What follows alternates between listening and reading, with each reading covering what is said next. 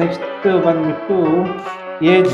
ಕೆಲವರೆಲ್ಲ age is just A number ಅಂತ ಹೇಳೋಕೆ ಇಷ್ಟಪಡ್ತೀನಿ. ಅಂದ್ರೆ ಇವಾಗ ಕೆಲವರು ಇವಾಗ ನಾವ್ ಇಷ್ಟು ವಯಸ್ಸಾಗಿದೆ, ಇವಾಗ ನಾನೇನ್ ಕಲಿಯೋದು ಅಂತ ಕೆಲವರು ಫೀಲ್ ಆಗ್ತಾ ಇರ್ತಾರೆ. ಕೆಲವರು ಇವಾಗ ಇರೋರೆಲ್ಲಾನು 73, 72, 64 ಈ ತರ ಆಗಿದ್ದಾರೆ. ಬಟ್ ಅವ್ರು ಅದೇ ತರನೇ ಫಿಟ್ನೆಸ್ ಮೇಂಟೈನ್ ಮಾಡ್ತಾ ಇದ್ದಾರೆ. ಅವ್ರ ಫ್ಯಾನ್ ಫಾಲೋಯಿಂಗು ಎಲ್ಲೂ ಕಡಿಮೆ ಆಗಿಲ್ಲ.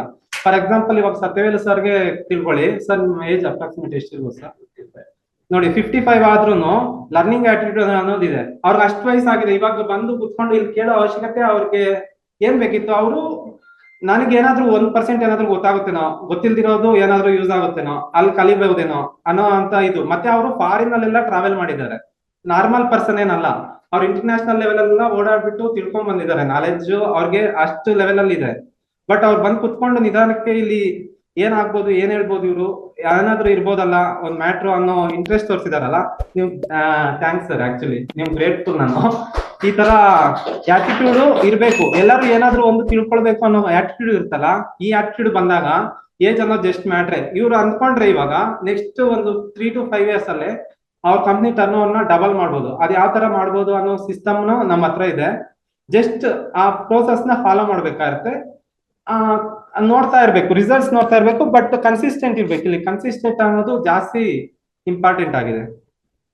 సో ಇಲ್ಲಿ ఈ రోజు కనుక మీరు సీరియస్ అయ్యి అప్డేటెడ్ కాకపోతే తర్వాత మీరు పాతాలోకి వెళ్తారు. కళలో కూడా ఎక్స్పెక్ట్ చేయరు. ಸೊ ಇದಕ್ಕೆಲ್ಲ ಏನಂದ್ರೆ ಡಿಸ್ಟ್ರಾಕ್ಷನ್ಸ್ ಅನ್ನೋ ಒಂದು ವರ್ಡ್. ಡಿಸ್ಟ್ರಾಕ್ಷನ್ ಅಂದ್ರೆ ಯಾರಿಗಾದ್ರೂ ಏನಾದ್ರೂ ಅರ್ಥ ಆಗುತ್ತಾ? ಏನಾದ್ರೂ ಒಂದು ಐಡಿಯಾ ಹೇಳ್ಬೋದಾ ಡಿಸ್ಟ್ರಾಕ್ಷನ್ ಅಂದ್ರೆ ಏನು ಅಂತ? ಸೊ ಪ್ರಾಕ್ಟಿಕಲ್ ಆಗೇ ತೋರಿಸ್ಬೇಡ. ಎಲ್ಲರಿಗೂ ಒಂದು ಬುಕ್ ಕೊಟ್ಟಿದ್ದೀನಿ. ಸೊ ಇವಾಗ ನೀವೇನ್ ಮಾಡ್ತೀರಾ ಅಂದ್ರೆ ABCD ಎಲ್ಲರಿಗೂ ಬರೆಯೋಕ್ ಬರುತ್ತಲ್ಲ, A to Z 1 to 26 ಬರೀಬೋದಲ್ವಾ? So first ನಾನು 1 minute ಟೈಮ್ ಕೊಡ್ತೀನಿ. ಲೈನ್ ಆಗಿ ABCD ಅಂತ ಬರಿಬೇಕು. ಬಟ್ ಹೆಂಗ್ ಬರಿಬೇಕು ಅಂದ್ರೆ ಫಸ್ಟ್ A ಬರಿಬೇಕು, ಮತ್ತೆ ಹಿಂದೆ 1 ಬರಿಬೇಕು, ಮತ್ತೆ B ಬರಿಬೇಕು, ಹಿಂದೆ 2 ಬರಿಬೇಕು. ಆ ತರ 1 ನಿಮಿಷದಲ್ಲಿ ಬರೆಯೋಕ್ ಆಗುತ್ತಾ ಇಲ್ವಾ ಅಂತ ಒಂದ್ಸಲ ಟ್ರೈ ಮಾಡೋಣ. ಎಷ್ಟು ಟೈಮ್ ತಗೊಂತೀರಾ ಅಂತ ಅಪ್ರಾಕ್ಸಿಮೇಟ್. ಓಕೆನಾ? ಸ್ಟಾರ್ಟ್ ಮಾಡ್ಬೋದಾ? 1 ನಿಮಿಷ ಟೈಮ್ ಮಾಡಿ.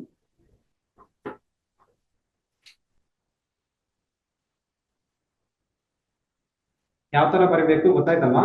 ಒಂದು A ಬರಿತೀವಿ, ಮತ್ತೆ ಹಿಂದೆ 1 ಬರಿತೀವಿ, B ಬರಿತೀವಿ, 2 ಬರಿತೀವಿ. ಆ ತರ ಮುಗಿಸ್ಬೇಕು. ಐದು ಫಸ್ಟ್ ಅವ್ರು ಕನ್ಫರ್ಮ್ ಮಾಡು. ಓಕೆ ಅಂತ ಮತ್ತೆ ಸ್ಟಾರ್ಟ್. ರೆಡಿನಾ? ಬರೆಯೋಣಲ್ವಾ? Okay start. 3, 2, 1 ಸ್ಟಾಪ್. ಮುಗೀತಾ? ಯಾರು ಮುಗ್ದಿದೆ? ಯಾರಾದ್ರೂ ಮುಗಿದ್ಯಾ? ಯಾವ ತರ ಬರ್ದಿದ್ದೀರಾ? ಒಂದು ನಿಮಿಷ ನೋಡ್ಬೋದಾ? ಈ ತರ ಅಲ್ಲ, ನೀವೇ ಬರ್ದಿರೋ ತಪ್ಪು ಬರ್ದಿದ್ದೀರಾ. ಇನ್ಯಾರು ಮುಗ್ದಿರೋರು ಕೊಡಿ. ಇದು ರಾಂಗ್. ಸೊ ನಾನು ಹೇಳಿದ್ ಯಾವ ತರ ಅಂದ್ರೆ ಅದು ರಾಂಗ್.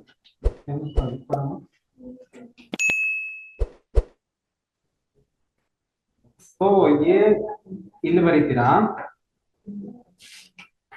ಮತ್ತೆ ಇಲ್ಲಿ 1 ಬರಿಬೇಕು, ಮತ್ತೆ B ಇಲ್ಲಿ ಬರೀತೀರಾ, ಮತ್ತೆ ಹಿಂದೆ ಬಂದು 2 ಬರಿಬೇಕು. ಸೊ ಆ ತರ ಬರ್ದಾಗ ನಿಮ್ಮ ಟೈಮು 1 ನಿಮಿಷದಲ್ಲಿ ಮುಗಿಸೋದಕ್ಕಾಗಲ್ಲ. ಸೊ ಅದೇ A to Z, first A to Z ಇದನ್ನ ಮುಗಿಸ್ಬಿಟ್ಟು ಮತ್ತೆ ಇಲ್ಲೇ ಅದ್ರ ಹಿಂದೆ 1 2 3 4 ಬರ್ದ್ರೆ ಕರೆಕ್ಟ್ ಆಗಿ 1 ನಿಮಿಷಕ್ಕೆ ಮುಗಿಸ್ತೀರಾ. ಅಂದ್ರೆ ಇದ್ರಲ್ಲಿ ಏನ್ ಪ್ರಾಕ್ಟಿಕಲ್ ಆಗಿ ಅರ್ಥ ಆಗುತ್ತೆ, ನೀವು ಒಂದು A ಮಾಡ್ಬಿಟ್ಟಿರ್ತೀರಾ, ಮತ್ತೆ ಎಲ್ಗೋ ಹೋಗ್ಬಿಟ್ಟು ಇನ್ನೊಂದು ಕೆಣಕಿರ್ತೀರಾ ಅಲ್ಲಿ, ಮತ್ತೆ ಇಲ್ಲಿ B ಬರೀತೀರಾ, ಮತ್ತೆ ಇನ್ನೇ ಏನೊಂದು ಬಂತು ಅಂತ ಅಲ್ಲಿಗೆ ಹೋಗಿರ್ತೀರಾ. ಸೊ ಇಲ್ಲಿ ಕೆಲಸಗಳು ಕಂಪ್ಲೀಟ್ ಆಗಿರಲ್ಲ ಕ್ಲೀನ್ ಆಗಿ, ಅಲ್ಲಿ ಕೆಲಸಗಳು ಕಂಪ್ಲೀಟ್ ಆಗಿರಲ್ಲ. ಬೆಳಿಗ್ಗೆ ಏನೋ ಅನ್ಕೊಂಡು ಎಂಥೂಸಿಯಾಸಮ್ ಆಗಿ ಬಂದ್ಬಿಟ್ಟಿರ್ತೀರಾ, ನಾನು ಇದನ್ನೆಲ್ಲ ಮುಗಿಸ್ಬಿಡ್ಬೇಕು ಇವತ್ತು ಅಂತ ಹೋಗ್ತೀರಾ ಆಫೀಸ್ಗೆ ಆಗ್ಲಿ, ಯಾವ್ದಕ್ಕೆ ಆಗ್ಲಿ, ಏನಕ್ಕೆ ಆಗ್ಲಿ. ಬಟ್ ಅಲ್ಲಿ ಕೆಲಸ ಆಗ್ತಾ ಇರಲ್ಲ. ಏನಕ್ಕೆ ಅಂದ್ರೆ ಇಲ್ಲಿ ಫೋನ್ ಅಲ್ಲಿ ಏನೋ ಒಂದು ಕಾಲ್ ಬಂದ್ಬಿಡುತ್ತೆ. ಅದು C ಕ್ಯಾಟಗರಿ ವರ್ಕ್. ಅಂದ್ರೆ ಯಾವ ತರ ಇರುತ್ತೆ ಅಂದ್ರೆ ಏನೋ ಒಂದು ಬೇಕೇ ಇರೋದು. ಆ ಕೆಲಸದ ಮೇಲೆ ಕಂಟಿನ್ಯೂಸ್ ಟೈಮ್ ಸ್ಪೆಂಡ್ ಮಾಡ್ತಾನೆ ಇರ್ತೀರಾ. ಇಲ್ಲಿ ಇಂಪಾರ್ಟೆಂಟ್ ವರ್ಕ್ ನ ಬಿಟ್ಬಿಟ್ಟಿರ್ತೀರಾ. ಸೊ 500 ರೂಪಾಯಿ ಕೆಲ್ಸಕ್ಕೆ ಹೋಗ್ತಾರ, 50,000 ಲಕ್ಷ ಕೆಲಸ ಬಿಟ್ಬಿಟ್ಟಿರ್ತೀರಾ ಒಂದೊಂದ್ಸಲ. ಸೊ ಇದನ್ನ ಡಿಸ್ಟ್ರಾಕ್ಷನ್ ಅಂತಾರೆ. ಇದ್ರಲ್ಲಿ ಜಾಸ್ತಿ ಜನ ಇದಾಗೋಗ್ತಾ ಇದಾರೆ. ಕರೆಕ್ಟ್ ಆಗಿ ಪಾಪ ನೈಟ್ ಅಂಡ್ ಡೇ ಕೆಲಸ ಮಾಡ್ತಾ ಇರ್ತಾರೆ. 10 ಅಲ್ಲ, 11 ಅಲ್ಲ, 12 ಅಲ್ಲ, ಆ ತರ ಕೆಲಸ ಮಾಡ್ತಿರ್ತಾರೆ. ಬಟ್ ಇಲ್ಲಿ ಫ್ಯಾಮಿಲಿಗೂ ಕರೆಕ್ಟ್ ಆಗಿ ಜಸ್ಟಿಫಿಕೇಶನ್ ಕೊಡ್ತಾ ಇರಲ್ಲ. ಫ್ಯಾಮಿಲಿ ಅವರು ನೀವು ನನಗೆ ಟೈಮೇ ಕೊಡಲ್ಲ, ಯಾವಾಗ್ಲೂ ಕೆಲಸ ಅಂತ ಅಲ್ಲಿ ಇಲ್ಲಿ ಓಡಾಡ್ಕೊಂಡು ಇರ್ತಾ ಇರ್ತೀರಾ. ಆತರ ಅಂತ ಇರ್ತಾರೆ ಅವರು. ಬಟ್ ಇಲ್ಲಿ ನಿಮ್ ಬಿಸ್ನೆಸ್ ಎಕ್ಸ್ಪೆಕ್ಟೆಡ್ ಲೆವೆಲ್ಗೆ ರೀಚ್ ಆಗ್ತಾ ಇರಲ್ಲ. ಅಂದ್ರೆ ನೀವು ಏನ್ ಮಾಡ್ಬೇಕು ಅನ್ಕೊಂಡಿರ್ತೀರೋ ಆ ಡೇ ಅಲ್ಲಿ ಅದಾಗಿರಲ್ಲ. ಅದೊಂದು ಅನ್ಸ್ಯಾಟಿಸ್ಫ್ಯಾಕ್ಷನ್ ನಿಮ್ಮಲ್ಲಿ ಯಾವಾಗ್ಲೂ ಕಾಡ್ತಾ ಇರುತ್ತೆ. ಟೈಮ್ ಇಷ್ಟು ಸ್ಪೆಂಡ್ ಮಾಡ್ತಾ ಇದ್ನಲ್ಲ, ಬಿಸ್ನೆಸ್ ಆಗ್ತಿಲ್ವಲ್ಲ, ಯಾಕೆ ಬಿಸ್ನೆಸ್ ಆಗ್ತಿಲ್ಲ ಅಂತ ಯೋಚನೆ ಮಾಡ್ತಾ ಇರ್ತೀರ. ಸೊ ಇದು ಒಂದು ಮೈನ್ ರೀಸನ್ ಆಗಿರುತ್ತೆ ಎಲ್ಲರಿಗೂ. ಡಿಸ್ಟ್ರಾಕ್ಷನ್ ಅನ್ನೋದು ಔಟ್ಕಮ್ ಮಾಡೋದೇನು ಅಂದ್ರೆ ಇದು ಈಸಿ. ಫಸ್ಟ್ ನಾವು ನೈಟ್ ಮಲ್ಗೋಕ್ಕಿಂತ ಮುಂಚೆ ಯಾವಾಗ್ಲೂ ನನ್ಗೆ ಇವತ್ತು ಏನೇನ್ ಕೆಲಸಗಳಿದಾವೆ ಅಂತ ಲಿಸ್ಟ್ ಮಾಡ್ಕೊಂತೀರಾ. ಆ ಲಿಸ್ಟ್ ಅಲ್ಲಿ ಎ ಕ್ಯಾಟಗರಿ ಯಾವುದು, ಬಿ ಕ್ಯಾಟಗರಿ ಯಾವುದು, ಸಿ ಕ್ಯಾಟಗರಿ ಯಾವುದು. ಅಂದ್ರೆ ಎ ಕ್ಯಾಟಗರಿ ಅಂದ್ರೆ ಅದು ನಿಮ್ಗೆ ಇನ್ಕಮ್ ಜಾಸ್ತಿ ಕೊಡುತ್ತೆ, ಅಂದ್ರೆ ಆ ಕೆಲಸ ಮಾಡೋದ್ರಿಂದ ನಿಮ್ಗೆ ಒಳ್ಳೆ ಒಳ್ಳೆ ಕಾಂಟ್ಯಾಕ್ಟ್ಸ್ ಬೆಳೆಯುತ್ತೆ ಅಂತವ್ರನ್ನ ಎ ಕ್ಯಾಟಗರಿ ಅಂತ ಮಾಡ್ಕೊಂಡಿರ್ತೀರ. ಮತ್ತೆ ಬಿ ಕ್ಯಾಟಗರಿ ಯಾವುದು, ಸಿ ಕ್ಯಾಟಗರಿ ಯಾವುದು ಅಂತ ಮಾಡ್ಕೊಂಡಾಗ ಸಿ ಕ್ಯಾಟಗರಿನ ಬಿಟ್ಬಿಡಿ, ಇಗ್ನೋರ್ ಮಾಡಿ. ಫಸ್ಟ್ ಎ ಕ್ಯಾಟಗರಿದು ಮುಗಿಸೋ ಗಂಟ ಬೇರೆ ಕೆಲಸಗಳು ಇಗ್ನೋರ್ ಮಾಡಿ. ಮತ್ತೆ ಕಾಲ್ಸ್ ಇರ್ತಾವಲ್ಲ, ಕಾಲ್ಸ್ ಅಷ್ಟೇ ಯಾವ ಟೈಮಿಂಗ್ಸ್ ಅಲ್ಲಿ ಯಾವ ಕಾಲ್ ಅಟೆಂಡ್ ಮಾಡ್ಬೋದು, ಯಾವ ಕಾಲ್ ಅಟೆಂಡ್ ಮಾಡಬಾರ್ದು ಅನ್ನೋದನ್ನ ನೋಡ್ಕೋಬೇಕಾಗುತ್ತೆ. ಬಟ್ ಕೆಲವರು ಮಾಡ್ತಾ ಇರ್ತಾರಲ್ಲ, ಮೆಸೇಜ್ ಮಾಡಿ, can I call you back ಅಂತ ಮೆಸೇಜ್ ಮಾಡೋದ್ರಲ್ಲಿ ಏನ್ ತಪ್ಪಿರಲ್ಲ. But if anything is urgent you can text me ಅಂತಾನು ಆಗ್ಬೋದು. ಅಕಸ್ಮಾತ್ ಏನಾದ್ರು ಇಂಪಾರ್ಟೆಂಟ್ ವರ್ಕ್ ಇದ್ರೆ ನನಗೆ ಮೆಸೇಜ್ ಮಾಡಿ ಅಂತ. ಆವಾಗ ಏನಾಗುತ್ತೆ, ನಿಮ್ ಡಿಸ್ಟ್ರಾಕ್ಷನ್ ಕಡಿಮೆ ಆಗುತ್ತೆ. ಸೆಕೆಂಡ್ಸ್ ಅಲ್ಲಿ ನೀವು ಔಟ್ಕಮ್ ಆಗ್ತೀರಾ. ಇದೇನ್ ಮಾಡ್ತೀರಾ, ಸರಿ ಬಿಡು ಯಾರೋ ಮಾಡ್ತಾ ಇದಾರೆ ಯಾಕೆ ಅಂತ ಎತ್ಬಿಡ್ತೀರಲ್ವಾ, ಆವಾಗ ಟೈಮ್ ವೇಸ್ಟ್ ಸ್ಟಾರ್ಟ್ ಆಗಿರೋದು. ಮತ್ತೆ ಈ ಕೆಲ್ಸಕ್ಕೆ ಬರ್ಬೇಕು ಅಂದ್ರೆ ಮೈಂಡ್ ಒಂದ್ಸಲ ಡೈವರ್ಟ್ ಆಗಿದೆ ಅಂದ್ರೆ ಮತ್ತೆ ಅದೇ ಕೆಲ್ಸಕ್ಕೆ ಬೇಕು ಅಂದ್ರೆ ಹೆಚ್ಚು ಕಮ್ಮಿ ಒಂದು 10 to 15 ಮಿನಿಟ್ಸ್ ಟೈಮ್ ತಗೊಳುತ್ತೆ. ಅದ್ರಲ್ಲಿ ಇನ್ನೊಂದು ಯಾವ್ದೋ ಒಂದು ಕೆಲ್ಸದ ಕಡೆಗೂ ಹೊರಟೋಗ್ಬಿಟ್ಟಿರ್ತಾರೆ ಒಂದ್ಸಲ ಡೈವರ್ಟ್ ಆಗ್ಬಿಟ್ಟು. ಈ ತರ ಆಗುತ್ತೆ. ಇದು ರೂಟ್ ಕಾಸ್ ಅಂತಾರೆ. ಈ ತರ ಎಲ್ಲ ಆಗೋದಕ್ಕೆ ಮೈಂಡ್ ಕಾಸ್ ಇದು. ಸೊ ಇಲ್ಲಿ ಫೈನಾನ್ಷಿಯಲ್ ನಾಲೆಜ್ ಅನ್ನೋದು ಇಂಪಾರ್ಟೆಂಟ್ ಆಗಿರುತ್ತೆ. ಸೊ ಎಲ್ಲಾರು ಲೋನ್ಸ್ ಮಾಡ್ತಾರೆ, ಲೋನ್ಸ್ ಮಾಡೋದು ತಪ್ಪು ಅಂತ ಕೆಲವರೆಲ್ಲ ಹೇಳ್ತಾ ಇರ್ತಾರೆ. ಇರೋದ್ರಲ್ಲಿ ಹೋಗು, ಎಷ್ಟು ಅಮೌಂಟ್ ಇದೆಯೋ ಅಷ್ಟಲ್ಲೇ ಇದ್ ಮಾಡು, ಹಾಸಿಗೆ ಇದ್ದಷ್ಟು ಕಾಲ್ ಚಾಚು, ಲೋನ್ಸ್ ಎಲ್ಲ ತಗೊಳ್ಳೋದು ತಪ್ಪು, ಆತರ ಈ ತರ ಅಂತಾರೆ. ಈ ಲೋನ್ಸ್ ಅಲ್ಲಿ ಮೈನ್ ಏನಂದ್ರೆ ಗುಡ್ ಡೆಪ್ಟ್ ಮತ್ತೆ ಬ್ಯಾಡ್ ಡೆಪ್ಟ್ ಅಂತ ಇರುತ್ತೆ. ಗುಡ್ ಡೆಪ್ಟ್ ಅಂದ್ರೆ ಏನಂದ್ರೆ ಒಳ್ಳೆ ಪರ್ಪಸ್ ಗೋಸ್ಕರ ಲೋನ್ ಮಾಡೋದು. ಒಳ್ಳೆ ಪರ್ಪಸ್ ಅಂದ್ರೆ ನಿಮ್ ಪ್ರಕಾರ ಏನಾದ್ರು ಐಡಿಯಾ ಇದೆಯಾ, ಯಾರಾದ್ರೂ ಹೇಳ್ಬೋದಾ? Very good. ಎಜುಕೇಶನ್ ಗುಡ್ ಡೆಪ್ಟ್, ಮತ್ತೆ very good. Business development good ಡೆಪ್ಟ್, ಮತ್ತೆ housing loan investment. Very good. ಅದು ಕೂಡ ಗುಡ್ ಡೆಪ್ಟ್. ಮತ್ತೆ ಸೊ ಇವೆಲ್ಲಾನು ಗುಡ್ ಡೆಪ್ಟ್. ಇದು ಯಾಕಂದ್ರೆ ಮಾಡ್ಬೇಕು ಅಂದ್ರೆ ಇವುದಿಂದ ನಮ್ ಪ್ರೋಗ್ರೆಸ್ ನೆಕ್ಸ್ಟ್ ಲೆವೆಲ್ ಪ್ರೋಗ್ರೆಸ್ ಆಗುತ್ತೆ. ಸೊ ದೊಡ್ಡ ದೊಡ್ಡ ವ್ಯಕ್ತಿಗಳೆಲ್ಲ ಯಾವ ತರ ಬೆಳಿತಾರೆ ಅಂದ್ರೆ ಇದೇ ಕಾನ್ಸೆಪ್ಟ್ ಅಲ್ಲೇ ಬೆಳಿತಾರೆ. ಸೊ ಅವರು ಅದರ್ ಪೀಪಲ್ಸ್ ಮನಿ ಮೇಲೆ ಡಿಪೆಂಡ್ ಆಗಿರ್ತಾರೆ ಯಾವಾಗ್ಲೂ. ಬ್ಯಾಂಕ್ ಇರ್ಬೋದು, ಬ್ಯಾಂಕ್ ಅಲ್ಲಿ ನಮ್ ದುಡ್ಡು ಇರುತ್ತೆ, ನಮ್ ದುಡ್ಡನ್ನ ಬೇರೆಯವ್ರು ಫಂಡ್ ಮಾಡ್ಬಿಟ್ಟು ಅದ್ರಲ್ಲಿ ಬಂದಿರೋ ಇಂಟ್ರೆಸ್ಟ್ ಅಲ್ಲಿ ಸ್ವಲ್ಪ ಪರ್ಸೆಂಟ್ ಮಾತ್ರ ನಮ್ ಪೇ ಮಾಡ್ತಾರೆ, ಇನ್ ಮಿಕ್ಕಿದ್ದು ಬೇರೆ ತರ ಡೆವಲಪ್ಮೆಂಟ್ ಗೆ ಯೂಸ್ ಮಾಡ್ಕೊಂತಾರೆ. ಒಂದ್ ಎಕ್ಸಾಂಪಲ್, ಇವಾಗ ಅಪಾರ್ಟ್ಮೆಂಟ್ ತಗೊಳ್ಳಿ, ಫೌಂಡೇಶನ್ ಮಾತ್ರ ಅವ್ರು ಹಾಕ್ತಾರೆ, ಬಟ್ ಸ್ಟೇಜ್ ಬೈ ಸ್ಟೇಜ್ ತಗೊಂತಾ ಇರ್ತಾರೆ, ಅವ್ರು ಇನ್ಸ್ಟಾಲ್ಮೆಂಟ್ ವೈಸ್ ಅಮೌಂಟ್ ತಗೊಂತಾರೆ. ಸೊ ಅದನ್ನು ಗುಡ್ ಡೆಪ್ಟೆ. ಅದಕ್ಕೋಸ್ಕರ ನಾವು ಸಾಲ ಮಾಡ್ಬಿಟ್ಟು ಅಪಾರ್ಟ್ಮೆಂಟ್ ಇನ್ವೆಸ್ಟ್ ಮಾಡೋದನ್ನು ಒಂಥರ ಗುಡ್ ಡೆಪ್ಟೆ, ಯಾಕಂದ್ರೆ ಅದು ಅಪ್ರಿಸಿಯೇಷನ್ ಆಗ್ತಾ ಇರುತ್ತೆ. ಇವಾಗ ಲ್ಯಾಂಡ್ಗೂ ಅಷ್ಟೇ, ಒಂದ್ ಸೈಟ್ ಇನ್ವೆಸ್ಟ್ ಮಾಡಿದ್ರೆ ಇವತ್ತೊಂದು ಪ್ರೈಸ್ ಇದೆ ಅಂದ್ರೆ ಇನ್ನೊಂದು 5 years ಗೆ ಅದು ಪ್ರೈಸ್ ಡಬಲ್ ಆಗಿರುತ್ತೆ. ಫಾರ್ ಎಕ್ಸಾಂಪಲ್ ನಾನೇ ಅನ್ಕೊಳ್ಳಿ, 2017 ಅಲ್ಲಿ 22 lakhs ಹಾಕಿ ಇನ್ವೆಸ್ಟ್ ಮಾಡಿದ್ದೆ, ಇವತ್ತು 50 lakhs ಹೋಗ್ತಾ ಇದೆ. ಸೊ ಡಬಲ್ ಆಗಿದೆ, 5 years ಅಲ್ಲಿ ಡಬಲ್ ತೋರ್ತಾ ಇದೆ ಅಂದ್ರೆ. So land is also a good ಡೆಪ್ಟ್. ಲ್ಯಾಂಡ್ಗೋಸ್ಕರ ನೀವು ಸಾಲ ಮಾಡಿ ಇದ್ ಮಾಡಿದ್ರು ಅದೇನ್ ತಪ್ಪು ಅಂತಲ್ಲ. ಸೊ ಇದ್ರಲ್ಲಿ ನೀವು ಯಾವ ಗುಡ್ ಡೆಪ್ಟ್ ಯಾವ ಬ್ಯಾಡ್ ಡೆಪ್ಟ್ ಅನ್ನೋದನ್ನ ಐಡೆಂಟಿಫೈ ಮಾಡೋದನ್ನು ಇಂಪಾರ್ಟೆಂಟ್ ಆಗುತ್ತೆ. ಕೆಲವರು ಏನ್ ಮಾಡ್ತಾರೆ ಅಂದ್ರೆ ಕಾರ್ ತಂದ್ಬಿಡ್ತಾರೆ ಹೋಗ್ಬಿಟ್ಟು ಬೇಗ. ಇವಾಗ ನಾನ್ ಫಾರ್ ಎಕ್ಸಾಂಪಲ್ ನನಗೆ ಇವಾಗ ಅವಶ್ಯಕತೆ ಇದ್ರೆ ಕ್ವಿಟ್ ತೆಗ್ಬಿಟ್ಟು ಫಾರ್ಚುನರ್ ತರೋದು ದೊಡ್ಡದಲ್ಲ. ನಾಳೆ ಬೆಳಿಗ್ಗೆಗೆ ಲೋನ್ ಕೊಟ್ಬಿಡ್ತಾರೆ, ಒಂದ್ 50,000 1 ಲಕ್ಷನೋ ಡೌನ್ ಪೇಮೆಂಟ್ ಕಟ್ಬಿಟ್ಟು ಫಾರ್ಚುನರ್ ತಂದ್ಬಿಟ್ಟು ಓಡಾಡ್ಕೊಂಡಿರ್ಬೋದು.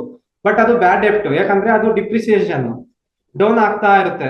ರೈಟ್ ಯಾವಾಗ್ಲೂ ಆಗ್ತಾ ಇರಲ್ಲ, ಡೌನ್ ಆಗ್ತಾ ಇರುತ್ತೆ ಸ್ಟೇಜ್ ಬೈ ಸ್ಟೇಜ್.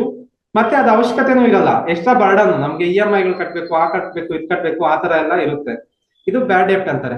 ಇನ್ನ ಒಂದೇನಂದ್ರೆ ಮನೆಗೆ ಅಪ್ರಿಸಿಯೇಷನ್ ಇದೆ, ಡಿಪ್ರಿಸಿಯೇಷನ್ ಇದೆ. ಕೆಲವು ಏರಿಯಾ ಮೇಲೆ ಡಿಪೆಂಡ್ ಆಗುತ್ತೆ, ಅದು ಕೆಲವು ಏರಿಯಾದಲ್ಲಿ ಆಗಲ್ಲ. ಫಾರ್ ಎಕ್ಸಾಂಪಲ್ ಇವಾಗ ಹೈವೇಗಿದೆ, ಇದು ಲೊಕೇಶನ್ ಮೈನ್ ಇಂಪಾರ್ಟೆಂಟ್ ಆಗುತ್ತೆ. ಏನಂದ್ರೆ ಹೈವೇಗ್ ಇದೆಯಾ ಇಲ್ವಾ, ಮತ್ತೆ ರೈಲ್ವೆ ಸ್ಟೇಷನ್, ಬಸ್ ಸ್ಟ್ಯಾಂಡ್ ಇದೆಲ್ಲ ನಿಯರ್ ಇದೆಯಾ ಇಲ್ವಾ, ಸುತ್ತಮುತ್ತಲಲ್ಲಿ ಇಂಡಸ್ಟ್ರಿಯಲ್ ಏರಿಯಾ, ಏನಾದ್ರು ಒಳ್ಳೆ ದೇವಸ್ಥಾನ ಅಂದ್ರೆ ಜನ ವಿಸಿಟ್ ಮಾಡ್ತಾ ಇರ್ಬೇಕು, ಆ ತರ ಪ್ಲೇಸ್ ಇದೆಯಾ ಇಲ್ವಾ, ಇದನ್ನೆಲ್ಲಾನು ಐಡೆಂಟಿಫೈ ಮಾಡೋದು ಇಂಪಾರ್ಟೆಂಟ್ ಆಗಿರುತ್ತೆ. ಸುಮ್ನೆ ಬ್ಲೈಂಡ್ ಆಗಿ ಇನ್ವೆಸ್ಟ್ ಮಾಡ್ಬಿಡೋದಲ್ಲ. ಇನ್ವೆಸ್ಟ್ ಮಾಡಿದ್ರು ಅದು ಹೈವೇಗ್ ಇರ್ಬೇಕು, ಮತ್ತೆ ಒಂದ್ ಒಳ್ಳೆ ಲೊಕೇಶನ್ ಅಲ್ಲಿ ಇರ್ಬೇಕು, ರೈಲ್ವೆ ಸ್ಟೇಷನ್ ಇದು ಈ ತರದ್ದೆಲ್ಲ ಇರ್ಬೇಕು, ಮತ್ತೆ ಹಾಸ್ಪಿಟಲ್ಸ್ ಅಂತೆ ಏನ್ facilities, basic necessities, good market, super market, ಈ ತರ ಡೆವಲಪ್ಮೆಂಟ್ ಪ್ರೋಗ್ರೆಸ್ ಕಾಣಿಸ್ತಾ ಇದೆಯಾ ಇಲ್ವಾ, ಇದನ್ನೆಲ್ಲ ನೋಡ್ಕೊಂಡು ಇನ್ವೆಸ್ಟ್ ಮಾಡೋದನ್ನು ಜಾಸ್ತಿ ಇದಾಗಿರುತ್ತೆ. ಇದು ಒಂದು ಎಕ್ಸಾಂಪಲ್. ಮತ್ತೆ ಇದು ಮೈನ್ ಇಂಟೆನ್ಷನ್ ಏನಂದ್ರೆ our mission is make to grow from foundation to scale in all the aspects of your life. ಅಂದ್ರೆ ಪ್ರತಿಯೊಂದು ಇದ್ರಲ್ಲೂ ಕೆಲವರು ಒಂದ್ ರೀತಿಯಲ್ಲಿ ಪ್ರಾಬ್ಲಮ್ಸ್ ನ ಫೇಸ್ ಮಾಡ್ತಾನೆ ಇದಾರೆ. ಸೊ ಬಿಸ್ನೆಸ್ ಅಲ್ಲಿ ಬಂದಾಗ ಚಿಕ್ಕ ಮಕ್ಳು ಯಾರಾದ್ರೂ ಇವಾಗ ಬಿಸ್ನೆಸ್ ನ ಹೊಸದಾಗಿ ಸ್ಟಾರ್ಟ್ ಮಾಡ್ಬೇಕು ಅಂತ ಇಂಟ್ರೆಸ್ಟ್ ಇರ್ತದಲ್ಲ, ಅವ್ರು ಸ್ಟಾರ್ಟ್ ಮಾಡುವಾಗ್ಲೇ ನಮ್ಮಂತವ್ರ ಹತ್ರ ಬಂದ್ರೆ ನಾವು ಸ್ಟೇಜ್ ಬೈ ಸ್ಟೇಜ್ ಅವ್ರನ್ನ ಕಲ್ಸೋದಕ್ಕೆ ಅವ್ರಿಗೆ ಈಸಿ ಆಗುತ್ತೆ. ಸೊ ಅವರು ಯಾವ್ದ್ರಲ್ಲೂ ಡಿಪ್ರೆಷನ್ ಆಗಲ್ಲ, ಮತ್ತೆ ಕರೆಕ್ಟ್ ಆಗಿ ವೇಸ್ಟ್ ಆಗ್ದಿರಾ ಯಾವ ತರ ನೆಕ್ಸ್ಟ್ ಲೆವೆಲ್ಗೆ ಬಿಸ್ನೆಸ್ ನ ಎತ್ಕೊಂಡು ಹೋಗ್ಬೋದು ಅನ್ನೋದನ್ನ ಅವ್ರು ಕಲಿಬಹುದು. ಸ್ಟಾರ್ಟಿಂಗ್ ಅಲ್ಲಿ ಏನ್ ಮಾಡ್ಬೋದು, ಏನ್ ಮಾಡ್ಬಾರ್ದು, ಎಲ್ಲಿ ಇನ್ವೆಸ್ಟ್ ಮಾಡ್ಬೇಕು, ಎಲ್ಲಿ ಇನ್ವೆಸ್ಟ್ ಮಾಡ್ಬಾರ್ದು, ಯಾವ್ದಕ್ಕೆ ಎಷ್ಟು ಖರ್ಚು ಮಾಡ್ಬೇಕು, ಯಾವ್ದಕ್ಕೆ ಎಷ್ಟು ಖರ್ಚು ಮಾಡ್ಬಾರ್ದು, ಇದನ್ನೆಲ್ಲಾನು ಕಲಿಬೇಕಾಗುತ್ತೆ. ಮತ್ತೆ ಮಾರ್ಕೆಟಿಂಗ್ ಬಂದಾಗ ಎಲ್ಲರೂ ಇವಾಗ ಆಲ್ಮೋಸ್ಟ್ ಆಫ್ಲೈನ್ ಮಾರ್ಕೆಟಿಂಗ್ ಮಾಡ್ತಾ ಇದಾರೆ. ಆಫ್ಲೈನ್ ಮಾರ್ಕೆಟಿಂಗ್ ಅಂದ್ರೆ ಏನು, ಜಸ್ಟ್ ಈ ವಿಸಿಟಿಂಗ್ ಕಾರ್ಡ್ ಕೊಡೋದು, ಬ್ರೋಚರ್ ಕೊಡೋದು, ಇದ್ರಲ್ಲೇ ಇದಾಗ್ತಾ ಇದಾರೆ. ಈಗ ಜಾಸ್ತಿ ಅಪ್ಡೇಟ್ ಆಗಿದೆ. ಆಲ್ಮೋಸ್ಟ್ ಕೆಲವರೆಲ್ಲಾನು ಇವಾಗ ಗೂಗಲ್ ಮೈ ಬಿಸ್ನೆಸ್ ಆಲ್ಮೋಸ್ಟ್ ಇದೆ ಅಲ್ಲ ಸರ್, ನಿಮ್ದು ಇದೆ ಅಲ್ಲ ಸರ್ ಗೂಗಲ್ ಮೈ ಇದೆ ಅಂತ ಗೂಗಲ್ ಮೈ ಬಿಸ್ನೆಸ್ ಓಪನ್ ಮಾಡ್ಕೊಂಡಿರ್ತಾರೆ ಇನ್ನ ಕೆಲವರು. ಬಟ್ ಇನ್ನ ಅದನ್ನ ಬಿಟ್ಟು ಏನೇನಿದೆ ಅಂದ್ರೆ ಫೇಸ್ಬುಕ್ ಪೇಜ್ ಇದೆ, ಇನ್ಸ್ಟಾಗ್ರಾಮ್ ಪೇಜ್ ಇದೆ, ಯೂಟ್ಯೂಬ್ ಚಾನಲ್ ಇದೆ, ಈ ತರ ಬೇರೆ ಬೇರೆ ತರದ ಮಾರ್ಕೆಟಿಂಗ್ ಇದೆ. ಅಂದ್ರೆ ಇದರಲ್ಲಿ ಖರ್ಚು ಮಾಡೇ ನಾವು ಕ್ಲೈಂಟ್ ನ ಪಡ್ಕೋಬೇಕು ಅಂತಲ್ಲ, ಆ ಖರ್ಚು ಮಾಡ್ದಿದ್ರು ಸಿಂಪಲ್ ಆಗಿ ಡೈಲಿ ನಿಮ್ ವರ್ಕ್ ಏನ್ ಮಾಡ್ತಿದ್ರು ಅದ್ರ ಬಗ್ಗೆ, ಅದ್ರ ರಿಲೇಟೆಡ್ ಬಗ್ಗೆ ಯಾವ ತರ ಔಟ್ಪುಟ್ ಬರ್ತಾ ಇದೆ ಅದ್ರ ಬಗ್ಗೆ, ಅದ್ರಲ್ಲಿ ಒಂದ್ ವಿಡಿಯೋನೋ ಒಂದ್ ಪೋಸ್ಟರ್ ಏನೋ ಒಂದ್ ಆಗ್ತಾ ಇದ್ರೆ, ನೀವೇ ಒಂದ್ ಫೋಟೋ ಆಗ್ತಾ ಇದ್ರೆ ಆಟೋಮೆಟಿಕ್ ಅದು ರೀಚ್ ಜನಕ್ಕೆ ಆಗ್ತಾ ಇರುತ್ತೆ. ಈ ರೀಚ್ ಇಂದ ನಾರ್ಮಲ್ ಆಗಿ ಈ ಕೆಲಸ ಬೇಕಾಗಿದ್ರೆ ಇವ್ರನ್ನ ಕಾಂಟ್ಯಾಕ್ಟ್ ಮಾಡ್ಬೋದು ಅನ್ನೋ ಒಂದು ನಂಬಿಕೆ ಬಂದು ಮತ್ತೆ ಅವ್ರನ್ನ ನಿಮ್ ಕಾಂಟ್ಯಾಕ್ಟ್ ಮಾಡೋಕೆ ಇದ್ ಮಾಡ್ತಾರೆ. ಸೊ ಒಂದೇ ಲೆವೆಲ್ ಅಲ್ಲಿ ಮಾರ್ಕೆಟಿಂಗ್ ಮಾಡೋದನ್ನು ಇದಿಲ್ಲ. ಯಾವ ತರ ಖರ್ಚು ಮಾಡದೆ ಮಾರ್ಕೆಟಿಂಗ್ ಮಾಡಿ ಕ್ಲೈಂಟ್ ನ ಹೊಸ ಹೊಸ ಕ್ಲೈಂಟ್ಸ್ ನ ತಗೋಬಹುದು ಅನ್ನೋ ಒಂದು ಎಕ್ಸಾಂಪಲ್ ಇರುತ್ತೆ. ಫಾರ್ ಎಕ್ಸಾಂಪಲ್ ಇವಾಗ ನಾವು ಸಾಯಿ ಫೆಲಿಂಗ್ ಕನ್ಸಿಡರ್ ಮಾಡ್ಕೊಂಡ್ರೆ ಸಿ ಎಸ್ ಇದಾರೆ ಜಾಸ್ತಿ ಜನ, ಬಟ್ ಸಿ ಎಸ್ ಗಿಂತ ನಾವು ಸ್ವಲ್ಪ ಜಾಸ್ತಿ ಚಾರ್ಜ್ ಮಾಡಿದ್ರು ನಮ್ಮ ಹತ್ರ ಬರ್ತಾರೆ. ಯಾಕಂದ್ರೆ ನಾವು ಸಿ ಎಸ್ ಗಿಂತ ಒಳ್ಳೆ ಸರ್ವಿಸ್ ಕೆಲವು ಟೈಮ್ ಕೊಡ್ತಾ ಇರ್ತೀವಿ. ಅದು ಅಲ್ಲದೆ ನಾವು ಮಾರ್ಕೆಟಿಂಗ್ ಅಲ್ಲೂ ಒಳ್ಳೆ ತರ ಮಾರ್ಕೆಟಿಂಗ್ ಮಾಡ್ತಾ ಇದೀವಿ. ಅಂದ್ರೆ ಪ್ರತಿಯೊಬ್ಬರಿಗೂ ಅರ್ಥ ಆಗ್ಬೇಕು, ರೀಚ್ ಆಗ್ಬೇಕು ಅನ್ನೋ ತರ ವರ್ಕ್ ಮಾಡ್ತಾ ಇದೀವಿ. ಇದೊಂದು. ಸೊ ಇಲ್ಲಿ ಕ್ವಾಲಿಫಿಕೇಶನ್ ಗಿಂತ ರಿಯಲ್ ಲೈಫ್ ಅಲ್ಲಿ ಪ್ರಾಕ್ಟಿಕಲ್ ಆಗಿ ಬಿಸ್ನೆಸ್ ಯಾವ ತರ ಮಾಡ್ತಾ ಇದಾರೆ ಅನ್ನೋದು ಇಂಪಾರ್ಟೆಂಟ್ ಆಗಿರುತ್ತೆ. ಫಾರ್ ಎಕ್ಸಾಂಪಲ್ ನಮ್ಮ ಹತ್ರ almost 7 to 8 C S different state ಅವ್ರು ಕೂಡ ನಮ್ಮ ಹತ್ರ ಟೈಪ್ ಆಗಿದ್ದಾರೆ. ಸೊ ಅವ್ರು ಇದೇ ಹೇಳ್ತಾರೆ, ಸರ್ ನಾವು ಎಷ್ಟು ಓದಾಡ್ತಾ ಇದೀವಿ, ನಮ್ ಬಿಸ್ನೆಸ್ ನಮ್ ಕ್ಲೈಂಟ್ಸ್ ಹಿಡಿಯೋಕ್ ಆಗ್ತಾ ಇಲ್ಲ, ನೀವು ಯಾವ ತರ ತರ್ತಾ ಇದೀರಾ ಅಂತ. ಸೊ ಅವ್ರ ಗುರ್ತಾನು ನಾವು ಆ ಲೊಕಾಲಿಟಿ ಬೇಸ್ ಮೇಲೆ ಅವ್ರ ಗುರ್ತಾನು ನಾವು ಕೆಲವು ಟ್ರೈನಿಂಗ್ಸ್ ಇವಾಗ ಕೊಡೋದು ಸ್ಟಾರ್ಟ್ ಮಾಡ್ತಾ ಇದೀವಿ. ಸೊ ಅದಕ್ಕೆ ಕಂಪ್ಲೀಟ್ ಆಗಿ ನಾನು ಈ ತರ ಟ್ರೈನಿಂಗ್ ಫೀಲ್ಡ್ ಬಂದ್ಬಿಟ್ಟು ಇಲ್ಲಿ ಟೀಮ್ ನ ಯಾವ ತರ, ಕೆಲವರಿಗೆ ಟೀಮ್ ಇರುತ್ತೆ ಬಟ್ ಅದನ್ನ ಮೇಂಟೈನ್ ಮಾಡಕ್ ಬರ್ತಾ ಇರಲ್ಲ. ಸೊ ಈ ಓನರ್ ಹೋಗ್ಬಿಟ್ಟು ಅವ್ರ ಕೆಲಸ ಎಲ್ಲ ಮಾಡ್ಕೊಂಡಿರ್ಬೇಕಾಗುತ್ತೆ ಕೆಲವು ಟೈಮ್ ಅಲ್ಲಿ. ಅಂದ್ರೆ ಏನಂದ್ರೆ ಇವಾಗ ಒಬ್ಬ ವ್ಯಕ್ತಿಗೆ ಟೈಮ್ ವೇಸ್ಟ್ ಮಾಡ್ತಾ ಇರ್ತಾನೆ, ಅವ್ನು ಬಂದ್ಬಿಟ್ಟು ಟೈಮ್ ಪಾಸ್ ಮಾಡ್ಕೊಂಡು ಹೋಗ್ತಾ ಇರ್ತಾನೆ, ಆ ತರ ಫೀಲ್ ಆಗ್ತಾ ಇರುತ್ತೆ. ಕೆಲವ್ರಿಗೆ ದುಡ್ಡು ಕೊಟ್ಟಿರೋದು ಕೂಡ ಕೆಲಸ ಮಾಡ್ತಿಲ್ಲ ಅಂತಾನು ಫೀಲ್ ಆಗ್ತಾ ಇರುತ್ತೆ. ಒಬ್ಬೊಬ್ರು ಒಂದೊಂದ್ ತರ ಇರ್ತಾರೆ ಎಂಪ್ಲಾಯೀಸ್. ಆ ಎಂಪ್ಲಾಯಿನ ಮೈಂಡ್ ಸೆಟ್ ಹೆಂಗಿದೆ, ಮತ್ತೆ ಅವನ್ನ ಕರೆಕ್ಟ್ ಆಗಿ ಕೆಲ್ಸಕ್ಕೆ ಸೂಟ್ ಆಗ್ತಾನೆ ಇಲ್ವಾ, ಸೂಟ್ ಆಗ್ತಿಲ್ಲ ಅಂದ್ರೆ ಅವ್ನ ಕೆಲ್ಸದಿಂದ ತೆಗೆಯೋದೇ ಒಳ್ಳೇದು. ಅವ್ನ ಇಟ್ಕೊಂಡು ಮತ್ತೆ ಅವನ ಹತ್ರನೇ ಎಣಗ್ಬೇಕು, ಕೆಲ್ಸದವ್ರು ಬರಲ್ಲ ಅನ್ನೋದಕ್ಕಿಂತ ಅವ್ನ ಕೆಲಸ ಕರೆಕ್ಟ್ ಆಗಿ ಮಾಡ್ತಿಲ್ಲ ಅಂದ್ರೆ ಅವ್ನ ಕಂಪ್ನಿಯಿಂದ ಕೆಲ್ಸ ತೆಗೆಯೋದು ಒಳ್ಳೇದೇ ಆಗಿರುತ್ತೆ. ಈ ತರ ಟೀಮ್ ನ ಯಾವ ತರ ಮ್ಯಾನೇಜ್ ಮಾಡ್ಬೋದು, ಮತ್ತೆ ಸ್ಟೇಜ್ ಬೈ ಸ್ಟೇಜ್ ಅದನ್ನ ಆಟೋಮೇಶನ್ ಯಾವ ತರ ಮಾಡ್ಬೋದು, ಸಾಫ್ಟ್ವೇರ್ಸ್ ಯಾವ್ಯಾವ್ದಕ್ಕೆ ತಗೋಬಹುದು. ಆಟೋಮೇಶನ್ ಫುಲ್ಲು ಏನಂದ್ರೆ ನೀವು ಇಲ್ದಿರೋನು ಬಿಸ್ನೆಸ್ ಆಟೋಮೆಟಿಕ್ ಆಗಿ ಅದ್ರ ಪಾಡ್ಗೆ ಅದು ನಡೀತಾ ಇರ್ಬೇಕು. ಫಾರ್ ಎಕ್ಸಾಂಪಲ್ ಇವಾಗ ನಮ್ಮ ಕಂಪ್ನಿಯಲ್ಲಿ ಆಲ್ಮೋಸ್ಟ್ ನಾನು ಆಫೀಸ್ ಅಲ್ಲೇ ನಡುವೆ ಇರೋಲ್ಲ, ಅದೇ ಬೇರೆ ಬೇರೆ ಕಡೆ ಟ್ರಾವೆಲ್ ಮಾಡ್ತಾನೆ ಇರ್ತೀನಿ. ಆದ್ರೂ ನಾನು better off I would thank to my wife Chaitra, because ಅವ್ರೊಬ್ರೆ ಮೇಂಟೈನ್ ಮಾಡ್ಕೊಂತ ಹೋಗ್ತಾ ಇದಾರೆ. ಮತ್ತೆ ಆಟೋಮೆಟಿಕ್ ಸಿಸ್ಟಮ್ಸ್ ಇಂಪ್ಲಿಮೆಂಟ್ ಮಾಡಿರೋದ್ರಿಂದ ಕೆಲವು ಟೀಮ್ ಅದ್ರ ಪ್ರಕಾರ ಸ್ಟೇಜ್ ಬೈ ಸ್ಟೇಜ್ ನೋಡ್ಕೊಂಡು ಹೋಗ್ತಾ ಇರ್ತಾರೆ. ಸೊ ಈ ತರ ಯಾವ ತರ ಸೆಟಪ್ ಮಾಡ್ಬೋದು, ಇನ್ನ ನೆಕ್ಸ್ಟ್ ಲೆವೆಲ್ಗೆ ಯಾವ ತರ ಕಂಪ್ನಿನ ಡೆವಲಪ್ ಮಾಡ್ಬೇಕು, ಇದ್ರ ಬಗ್ಗೆ ಕೂಡ ಇದರಲ್ಲಿ ನಾನು ಕಂಪ್ಲೀಟ್ ಹೇಳ್ಕೊಡ್ಬೇಕು ಅಂತ ಇದೀನಿ. ಇದೆಲ್ಲದಕ್ಕಿಂತ ಮುಂಚೆ ಈ ಬಿಸ್ನೆಸ್ ಮೇಡ್ ಈಸಿ ಇದಕ್ಕೆ ಮೈನ್ ಲಾಂಚ್ ಆಗಿ ಕರೆದಿರುವಂತಹ ನಮ್ಮ ಚೆನ್ನಬಸವರಾಜ್ ಸರ್ ಇದ್ದಾರೆ. ಇವರು CEO of the Honda company. Almost 40 years experience ಅಲ್ಲ ಸರ್? 26 years ಆಫ್ ಎಕ್ಸ್ಪೀರಿಯನ್ಸ್ ಅಲ್ಲಿ APJ ಅಬ್ದುಲ್ ಕಲಾಂ, ಡಾಕ್ಟರ್ ರಾಜ್ಕುಮಾರ್, ಮತ್ತೆ ಇನ್ನ ಫೇಮಸ್ ವ್ಯಕ್ತಿಗಳು all over country, almost 12 countries ಓಡಾಡಿದ್ರಲ್ಲ ಸರ್? 12 countries ಗಿಂತ ಜಾಸ್ತಿ ಓಡಾಡ್ಬಿಟ್ಟು IIM ಅಲ್ಲಿ ಕಂಪ್ನಿ ಅವರೇ ಸ್ವತಃ 2 years ಅವ್ರಿಗೆ ಎಜುಕೇಶನ್ ಮಾಡಿಸಿ ಅಹಮದಾಬಾದ್ ಅಲ್ಲಿ ಇದ್ ಮಾಡಿದ್ದಾರೆ. ಸೊ ಇಂಥವ್ರನ್ನೆಲ್ಲ ನಾವು ಕಾಂಟ್ಯಾಕ್ಟ್ ಅಲ್ಲಿ ಏನಕ್ಕೆ ಇಟ್ಕೊಂಡಿದೀವಿ ಅಂದ್ರೆ ಟಾಪ್ ಕಂಪ್ನೀಸ್ ಅಲ್ಲಿ ವರ್ಕ್ ಮಾಡ್ಬೇಕು ಅಂದ್ರೆ ಇಂಥವ್ರೆಲ್ಲಾನು ಬೇಕಾಗಿರುತ್ತೆ. ನಾನು ಫಸ್ಟ್ ಸ್ಟಾರ್ಟ್ ಮಾಡಿದಾಗ ಒಬ್ನೇ ಸ್ಟಾರ್ಟ್ ಮಾಡಿದ್ದೆ ಕಂಪ್ನಿನ, ಬಟ್ ಈಗ ನಮ್ಮ ಹತ್ರ 50 ರಿಂದ 60 ಜನ ಕೆಲಸ ಮಾಡ್ತಿದ್ದಾರೆ. ನಾವು 50 ರಿಂದ 60 ಜನಕ್ಕೆ ಸ್ಯಾಲರೀಸ್ ಪೇ ಮಾಡ್ತಿದೀವಿ. ಅಂದ್ರೆ ಯಾವ ತರ ಪೇ ಮಾಡ್ತೀವಿ ಅಂದ್ರೆ ನಾವು ಇದೇ ತರ ಮೀಟ್ ಆಗ್ತಿದೀವಿ, ಕೆಲವು ಕಂಪ್ನೀಸ್ ನ ಟೈಪ್ ಮಾಡ್ತಿದೀವಿ, ಆ ಕಂಪ್ನೀಸ್ಗೆ ನಾವು ಪೇರೋಲ್ ಸರ್ವಿಸಸ್ ತಗೊಳ್ತಿದ್ವಿ. ಸೊ ಪೇರೋಲ್ ಸರ್ವಿಸಸ್ ಅಂದ್ರೆ ಏನಂದ್ರೆ ಕಂಪ್ಲೀಟ್ A to Z ಅವ್ರ ಅಕೌಂಟ್ಸ್ ಎಲ್ಲಾನು ನಾವೇ ಮೇಂಟೈನ್ ಮಾಡ್ತಾ ಇರ್ತೀವಿ.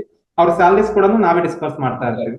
ಸೊ ಅಂದ್ರೆ ಕಂಪ್ನೀಸ್ ಎಂಪ್ಲಾಯೀಸ್ ಬೆಳಿತಾ ಇರ್ಬೇಕು. ಎಂಪ್ಲಾಯೀಸ್ ಕೆಲವರೆಲ್ಲ ಯಾವ ತರ ಥಿಂಕಿಂಗ್ ಇರುತ್ತೆ ಅಂದ್ರೆ, ಎಂಪ್ಲಾಯೀಸ್ ಇಟ್ಕೊಂಡ್ರೆ ಅವ್ರು ಕಲಿತಾರೆ ಮತ್ತೆ ಹೋಗ್ಬಿಟ್ಟು ನಮ್ಗೆ ಆಪೋಸಿಟ್ ಆಗಿ ಬಿಸ್ನೆಸ್ ಮಾಡ್ಬಿಡ್ತಾರೆ ಅನ್ನೋ ಮೈಂಡ್ ಸೆಟ್ ಇಟ್ಕೊಂಡಿರ್ತಾರೆ. ಓಕೆ, ಕಲೀಲಿ ಮಾಡ್ಬೋದು, ಆ ತರನು ಆಗೋ ಚಾನ್ಸಸ್ ಇರುತ್ತೆ. ಬಟ್ ನಿಮ್ಗೆ ಇರೋ ಟ್ಯಾಲೆಂಟ್ ಅವ್ರಿಗೂ ಇರುತ್ತೆ ಅಂತ ನೀವು ಅನ್ಕೋಬೇಡಿ.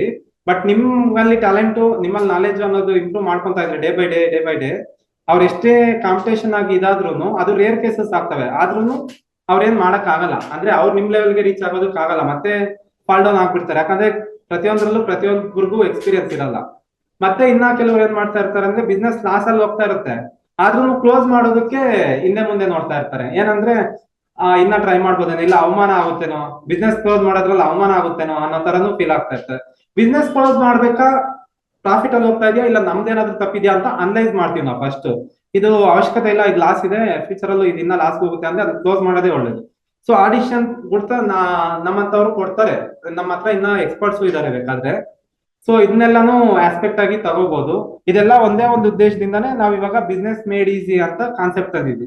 ಇದ್ರಲ್ಲಿ ಏನಂದ್ರೆ, ಫಾರ್ ಎಕ್ಸಾಂಪಲ್ ಇವಾಗ ಕೆಲ್ಸದವ್ರನ್ನ ತಗೊಳಕ್ ಇಷ್ಟ ಇಲ್ಲ, ಅವ್ರು ಮಿಸ್ಸಸ್ನೇ ನಾವು ಟ್ರೈನ್ ಮಾಡ್ತೀವಿ. ಯಾವ ತರ ಟ್ರೈನ್ ಮಾಡ್ತೀವಿ ಅಂದ್ರೆ, ಇವಾಗ ನನ್ನ ಮಿಸ್ಸಸ್ ಯಾವ ತರ ನನ್ನ ಕಂಪ್ನಿನೆಲ್ಲ ಹ್ಯಾಂಡ್ ಓವರ್ ಮಾಡ್ಕೊಂತ ಇದ್ರು, ಅದೇ ತರ ಬೇಸಿಕ್ ಇಂದ ಹಿಡಿದು ಅಕೌಂಟ್ಸ್, ಮತ್ತೆ follow ups, payments, receipts, outstanding ಕಳ್ಸೋದು, ಈ ತರ ಕೂಡ ನಾವು ಟ್ರೈನ್ ಮಾಡ್ತೀವಿ. ಈ ತರ ಬಿಟ್ಬಿಟ್ಟು ಏನಂದ್ರೆ ಫೈನಾನ್ಷಿಯಲ್ ಮ್ಯಾನೇಜ್ಮೆಂಟ್, ಇವಾಗ ಅವ್ರ ದುಡ್ಡು ಬರ್ತಾ ಇರುತ್ತೆ ಹೋಗ್ತಾ ಇರುತ್ತೆ. ಕೆಲವ್ರಿಗೆಲ್ಲ ಏನು ಡೈಲಿ 1 ಲಕ್ಷ 2 ಲಕ್ಷ 3 ಲಕ್ಷ ಸಂಪಾದನೆ ಮಾಡ್ತಾ ಇರ್ತಾರೆ. ಬಟ್ ಅವ್ರ ವೆಂಡರ್ಸ್ಗೆ ಅವ್ರು ಸಪ್ಲೈ ಮಾಡ್ತಾ ಇರ್ತಾರಲ್ಲ, ಅವ್ರ ಪೇಮೆಂಟ್ ಮಾಡ್ಬೇಕು ಅಂದ್ರೆ ದುಡ್ಡು ಇರಲ್ಲ ಅವ್ರ ಹತ್ರ. ಎಲ್ಲಿ ಬಂದಿರುತ್ತೋ ಎಲ್ಲಿ ಹೋಗಿರುತ್ತೋ ಅವ್ರಿಗೆ ಗೊತ್ತಿರಲ್ಲ ದುಡ್ಡು. ಅಕೌಂಟ್ ಅಲ್ಲಂತೂ ದುಡ್ಡು ನಿಲ್ತಾ ಇರಲ್ಲ. ಮತ್ತೆ ಸಾಲಗಳು ತಗೊಳ್ತಾ ಇರ್ತಾರೆ, ಒಂದ್ ತಗೊಂಡು ಒಬ್ರು ಕೊಡ್ತಾ ಇರ್ತಾರೆ, ಒಬ್ರು ತಗೊಂಡು ಇನ್ನೊಬ್ರ ಹತ್ರ ಇಸ್ಕೊಂಡು ಇನ್ನೊಬ್ರು ಕೊಡೋದು. ಈ ತರ ಗಜಿಬಿಜಿ ಮಾಡ್ಕೊಂತ ಇರ್ತಾರೆ ದುಡ್ಡು. ಇದು ಸಾಲ ಪಾಡಕ್ ಜಾಸ್ತಿ ಆಗ್ತಾ ಇರುತ್ತೆ. ಮತ್ತೆ ಇಂಟ್ರೆಸ್ಟ್ ರೇಟ್ಗಳು ಫಸ್ಟೇ ಚೆಕ್ ಮಾಡ್ಕೊಂಡಿರಲ್ಲ, ಹೈ ಇಂಟ್ರೆಸ್ಟ್ ರೇಟ್ ಕಂಪ್ನಿಯಲ್ಲಿ ತಗೊಂಡ್ಬಿಟ್ಟಿರ್ತಾರೆ. ಮತ್ತೆ ಅದನ್ನ ಕ್ಲೋಸ್ ಮಾಡ್ಬಿಟ್ಟು ಇನ್ನೊಂದು ಸ್ವಲ್ಪ ಕಡಿಮೆ ಇದೆ ಅಂತ ಅಲ್ಲಿಗೆ ಹಾಕ್ಬಿಡ್ತಾರೆ. ಅವಾಗ ಏನಾಗುತ್ತೆ, ಇಲ್ಲಿ ಹೈ ಇಂಟ್ರೆಸ್ಟ್ ರೇಟ್ ಅಲ್ಲಿ ಕ್ಲೋಸ್ ಮಾಡಿದಾಗ ಫೋರ್ ಕ್ಲೋಜರ್ ಲೋನ್ ಚಾರ್ಜಸ್ ಅಂತ ಇಸ್ಕೊಂಡ್ಬಿಡ್ತಾರೆ. ಆ four closure loans interest plus ಈ ಬ್ಯಾಂಕ್ ಇಂಟ್ರೆಸ್ಟ್ ಕ್ಯಾಲ್ಕುಲೇಟ್ ಮಾಡಿದ್ರೆ ಆಟೋಮೆಟಿಕ್ ಈ ಬ್ಯಾಂಕ್ ಎಷ್ಟು ಕಟ್ತಿರೋ ಅಷ್ಟೇ ಇಂಟ್ರೆಸ್ಟ್ ಅವ್ರಿಗೂ ಕೊಡ್ತಾ ಇರ್ತೀರಾ. ಸೊ ಈ ತರ ಎಲ್ಲ ಬ್ಲೈಂಡ್ ಆಗಿ ಫೀಲ್ ಮಾಡ್ಕೊಂಡು ಬ್ಲೈಂಡ್ ಆಗಿ ಇನ್ವೆಸ್ಟ್ ಮಾಡೋದ್ರಿಂದ ಆ ತರ ಇದಾಗ್ತಾ ಇರುತ್ತೆ. ಕೆಲವರೆಲ್ಲ ಆ ತರ ಫೇಸ್ ಮಾಡ್ತಾ ಇರ್ತಾರೆ.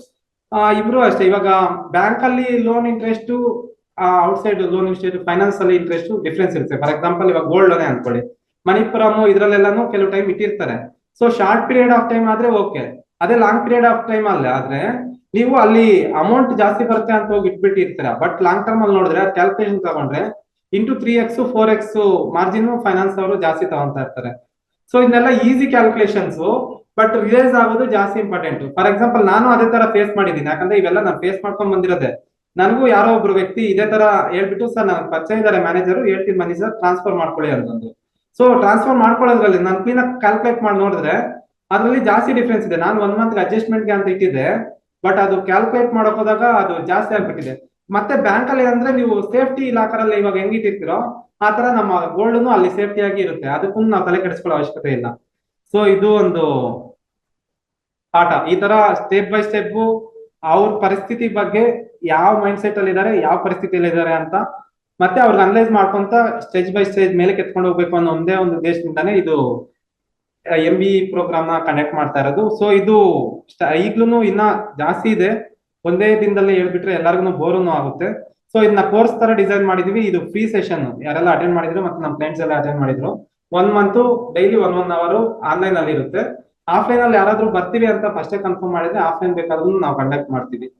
ಈ ಕೋರ್ಸ್ ನ ಲಾಂಚ್ ಮಾಡ್ಬೇಕು ಅನ್ನೋ ಒಂದೇ ಒಂದು ಉದ್ದೇಶದಿಂದ ನಾನು ಇಬ್ಬರು ಮುಖ್ಯ ವ್ಯಕ್ತಿಗಳನ್ನ ಇವತ್ತು ಇನ್ವೈಟ್ ಮಾಡಿದ್ದೆ. ಆಕ್ಚುಲಿ ಹರಿಹರ ಮೆಡಿಕಲ್ಸ್ ಓನರ್ ಆಗಿದ್ರು ಹರೀಶ್ ಅಂತ, ಕೆಲವ್ರು ಗೊತ್ತಿರುತ್ತೆ ಇಲ್ಲಿ, ಅವ್ರಿಗೂ ಇನ್ವೈಟ್ ಮಾಡಿದ್ದೆ. ಅವ್ರೇನೋ ಔಟ್ ಸ್ಟೇಷನ್ ಬರೋದಕ್ಕಾಗಲ್ಲ ಅಂತ ಹೇಳಿದ್ರು. ಸೊ ತೊಂದರೆ ಇಲ್ಲ, ಯಾಕಂದ್ರೆ ಅವ್ರಿಗೆ ಇನ್ವೈಟ್ ಮಾಡಿದ್ರು ಏನಂದ್ರೆ ಅವರು ಒಂದು ಯಂಗ್ಸ್ಟರ್ ಕ್ಲಬ್ ಅಂತ ನೆಟ್ವರ್ಕಿಂಗ್ ಸೆಷನ್ ಮಾಡ್ತಾ ಇದ್ದಾರೆ.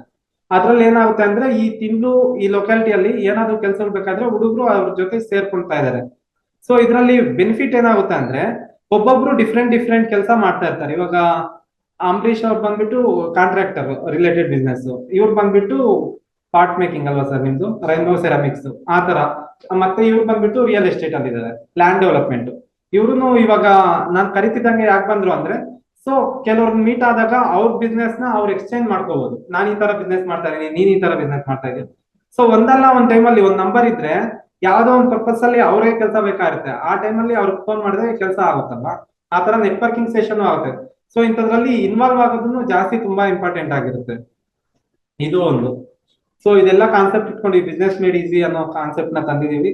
ಸೊ ಇದನ್ನ ಲಾಂಚ್ ಮಾಡೋದಕ್ಕೆ ಕರಿತಿದ್ದಂಗೆ ಬಂದಿದ್ದಂತ ನಮ್ಮ ಸಾಹೇಬ್ರಿಗೆ ತುಂಬಾ ಧನ್ಯವಾದಗಳು. ಮತ್ತೆ ಒಂದು ನಾವು ಇಷ್ಟಪಟ್ಟ ಮಾತು ಮಾತಾಡಬೇಕು ಈ ಬಗ್ಗೆ ಅಂತ ಹೇಳ್ತಾ ಹೊಂದಿದೆ.